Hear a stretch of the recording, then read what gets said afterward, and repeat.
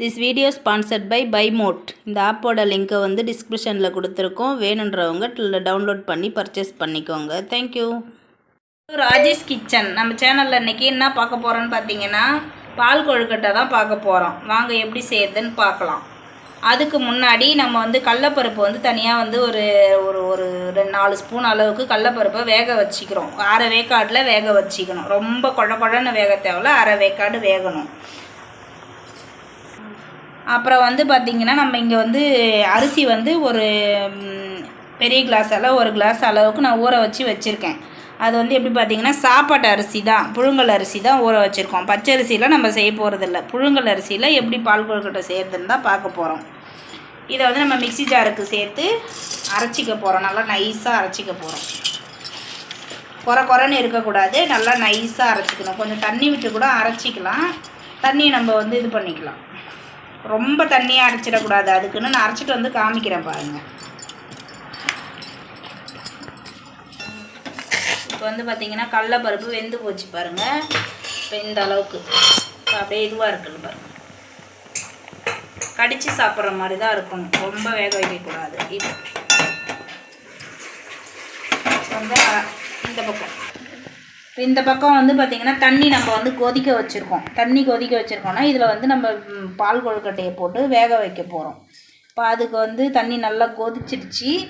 அதில் வந்து ஒரே ஒரு ஸ்பூன் நம்ம எண்ணெய் சேர்த்துக்க போகிறோம். ஏன்னா இந்த நம்ம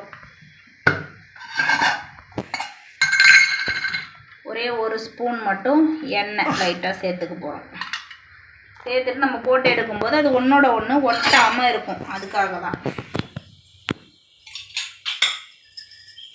இப்போ வந்து பார்த்திங்கன்னா நான் வந்து முறுக்கச்சி எடுத்துக்கிட்டேன். இப்போ வந்து முறுக்கச்சி எடுத்துக்கிட்டு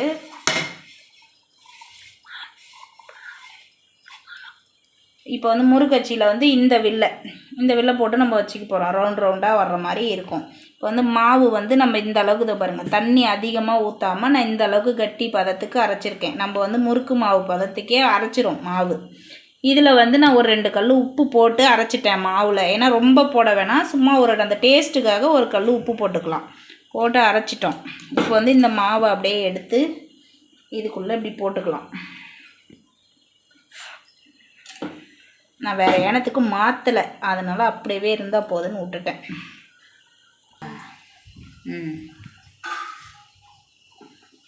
இப்போ வந்து பார்த்திங்கன்னா நம்ம வந்து புழிஞ்சு விட்டுக்கிறோம். இதை வந்து இப்படி அப்படியே கொஞ்சம் கொஞ்சமாக தான் புழியணும். ஒன்றும் மேலே ஒன்று அப்படியே புழியணும். இப்போ அடுப்பு பார்த்திங்கன்னா லோவில் தான் இருக்குது. இப்படி புழிஞ்சு விட்டுட்டு நம்ம வேகமாக வைக்கும்போது டக்குன்னு நமக்கு வந்துடும், வெந்து வந்துடும். இப்போ அதோட அப்படியே நிறுத்திக்கிறோம். இப்போ நிறுத்திக்கிட்டு நான் அடுப்பு வந்து வேகமாக வைக்கிறேன். வேகமாக வச்சுட்டு நம்ம உடனே வந்து கிண்டக்கூடாது. கொஞ்சம் நேரம் கழித்து தான் வந்து கிண்டணும். அந்த இது வந்து வெந்து மேலே வரும் மாவு, அப்போ தான் நம்ம கிண்டணும். இப்போ பார்த்திங்கன்னா பாருங்க, வெந்துருச்சு நல்லாவே. மேலே வந்து நமக்கு நல்லா மிதங்கி வந்தாலே அது வெந்துருச்சுன்னு அர்த்தம். இதை வந்து நம்ம இப்படி தனியாக எடுத்து ஒரு இடத்துல வச்சுக்கணும்.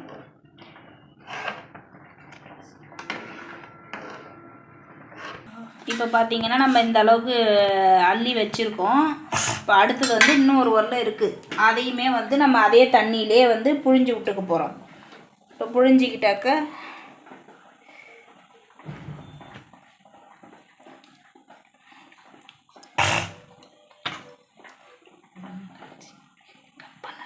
பார்த்திங்கன்னா லாஸ்ட்டாக இது போட்டது வந்து நல்லா வெந்துருச்சு. இதோ பாருங்கள், நல்லா வெந்துருச்சு. நம்ம இதை அள்ள தேவையில்ல, ஏன்னா இப்போ இதில் தான் நம்ம இதையுமே கொட்ட போகிறோம். அதனால் இப்போ இதையுமே இது கூட நம்ம சேர்த்துக்கலாம்.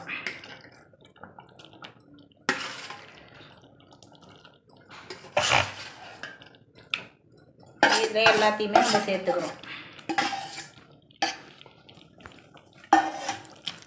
இப்படி சேர்த்திங்கன்னா இங்கே பாருங்கள் கட்டியாக ஆகும். கட்டியாக தான் ஆகணும், கொஞ்சம் கட்டியாக ஆகிடுச்சு. இப்போ இது எல்லாத்தையுமே இப்போ வெல்லம் வந்து நம்ம இந்த பக்கம் வந்து தேவையான அளவுக்கு இனிப்பு, நீங்கள் எந்த அளவுக்கு உங்களுக்கு இனிப்பு தேவையோ அந்த அளவுக்கு. இப்போ நம்ம 1 டம்ளர் அரிசிக்கு நான் 1 டம்ளர் வெல்லம் போட்டிருக்கேன். இது வந்து நல்ல கலரான வெல்லம்ன்றதுனால இனிப்பு அதிகமாக இருக்குது. அதனால் நான் 1 டம்ளர் போட்டிருக்கேன். வெல்லம் வந்து கூட குறைச்சாலும் நீங்கள் போட்டுக்கோங்க. இப்போ வந்து இது வெல்லத்தை தண்ணி சும்மா லைட்டாக தான், வெல்லம் கரையிறதுக்கு மட்டும்தான் தண்ணி வச்சு கரைய வச்சுருக்கோம். ஏன்னா தூசு மண்ணெலாம் இருக்கும் இதில் வெல்லத்தில். அதுக்காக வடிகட்டி நம்ம சேர்க்குறோம்.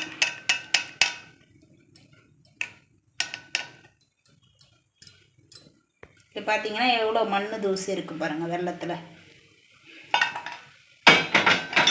இப்போ வந்து நம்ம இங்கே கடலப்பருப்பு வந்து நம்ம தனியாக வேக வச்சு எடுத்து வச்சுருக்கோம். இங்கே பார்த்தீங்கன்னா அதை பாருங்கள் இப்படி இருக்கணும். இப்போ அதையும் வந்து நம்ம இது கூட நம்ம சேர்த்துக்கிறோம். இப்போ வந்து ஒரு வாட்டி நல்லா கலந்து விடுவோம்.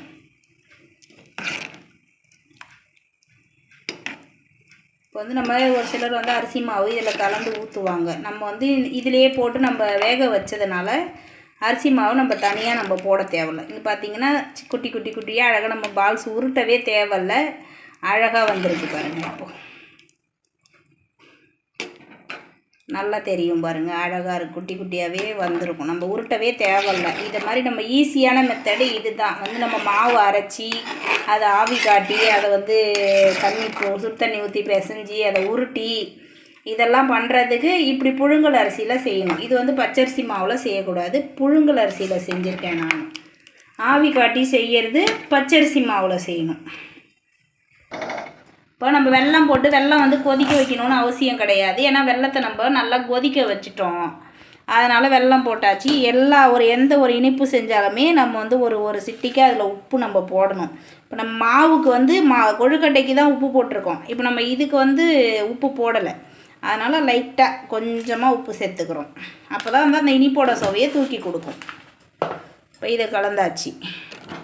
இப்போ வந்து அடுப்பு வந்து லோவில் தான் வச்சுக்கணும். ஏன்னா நம்ம மாவு வந்து கட்டியாகும் போது உங்களுக்கு அடி பிடிக்கும். லோவில் தான் வச்சுருக்கணும். இப்போ அடுத்ததாக வந்து ஒரு மூடி அளவுக்கு நான் தேங்காய் திருவி வச்சுருக்கேன். இப்போ அதை வந்து நம்ம இது கூட சேர்த்துக்கிறோம்.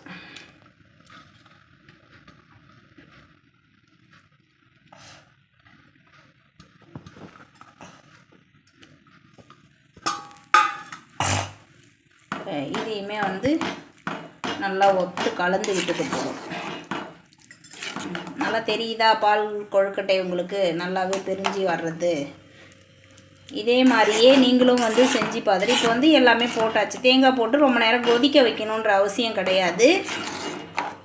நம்ம அப்படியே இறக்கிக்கலாம், அவ்வளோதான். அடுப்பை ஆஃப் பண்ணிவிட்டு பரிமாற வேண்டியது தான். நீங்களும் இதே மாதிரியே வந்து நான் சொன்ன அளவுகளோடு நாங்கள் செஞ்சு பார்த்துட்டு எப்படி இருந்ததுன்னு எனக்கு கமெண்ட்டில் சொல்லுங்கள்.